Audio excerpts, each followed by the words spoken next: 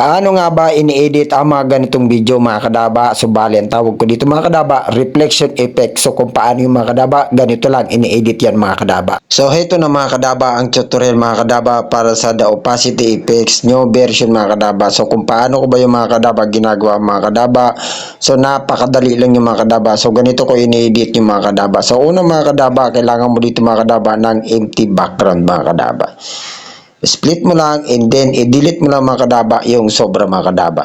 Wag nyong kakalimutan dito ang empty background mga kadaba kasi kailangan yan para mag-reflect mga kadaba yung kapartner mo doon mga kadaba sa video na gagawin mo mga kadaba. So bali ganito yun ini-edit mga kadaba. So una mga kadaba, siyempre kailangan mga kadaba umakting ka lang mga kadaba ng ganito mga kadaba. Yung paimin-imin lang kunwari.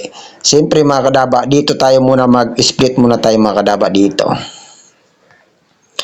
I-touch mo lang yung video, then split. And then pagkatapos mga kadaba, dito tayo sa punto kung saan paupo na si kadaba nyo. Then split mo lang and then i-delete mo lang mga kadaba yung sobra. Ngayon pag na-delete mga kadaba, ganito lang ang gagawin yung actingan mga kadaba. Ganyan lang mga kadaba. Oh. Ngayon, pag okay na siya mga kadaba, dito tayo mga kadaba mag-split. Dito. So, i-touch mo yung video mga kadaba, then split mo lang. And then, dito naman tayo sa punto mga kadaba, sa may kapartner ko mga kadaba. So, ganito mga kadaba ang gagawin natin mga kadaba na pag-edit mga kadaba. Dito tayo mga kadaba mag-split mga kadaba. Sa punto na pagalaw na yung kamay ni Singake. Dito tayo mag-split, then i-delete mo lang mga kadaba yung sobra. So, bali mga kadaba, ang gagawin natin dito mga kadaba, ganito ang gagawin natin mga kadaba. Ngayon, ilaglag mo ito mga kadaba. Then, i-touch mo na yung video. And then, pag na-touch na, ang gagawin natin, hanapin natin mga kadaba, si overlay. Overlay. Ngayon, pag nalaglag ng mga kadaba, ilagay nyo lang mga kadaba doon sa pinakadulo mga kadaba. Ngayon, pag nalagay ng mga kadaba, ang gagawin natin dito mga kadaba, ganito ang gagawin natin mga kadaba. Una, i-touch mo yung video mga kadaba, yung pinakahuli.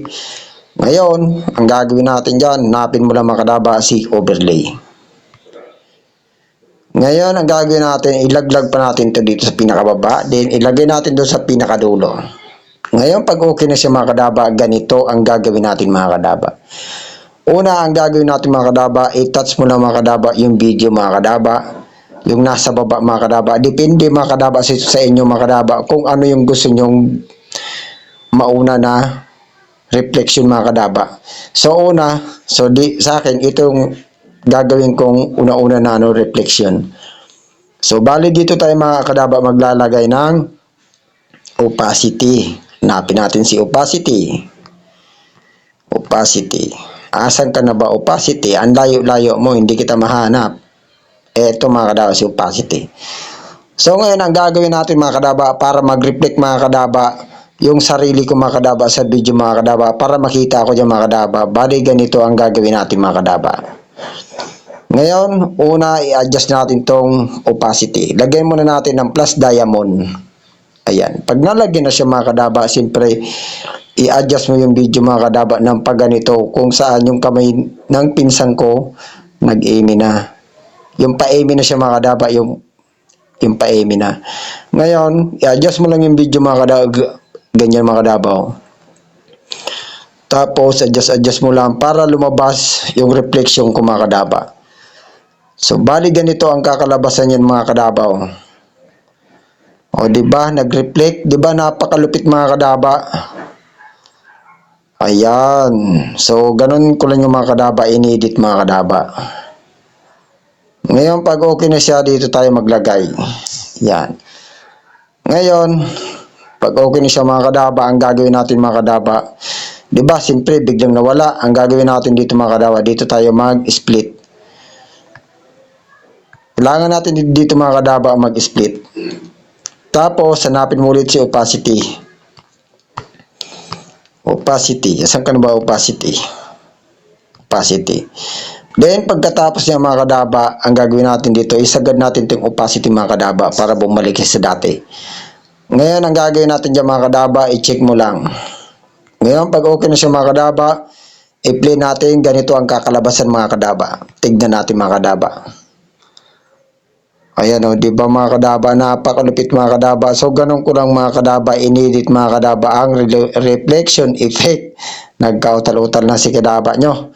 So, ganun lang yung mga kadaba. Siyempre, para magpantay-pantay yung mga kadaba, ang gagawin natin dito mga kadaba, eto ang gagawin natin dyan mga kadaba.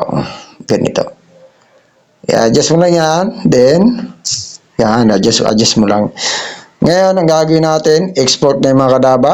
Siyempre, yung adjustan, kailangan naka 1080p. And then, laging naka-high. So, ngayon, pag okay na siya, export mo na mga kadaba. Yun lang mga kadaba. Thank you very much. Paki-follow and paki-share ng video ito. Yun lang, kadaba.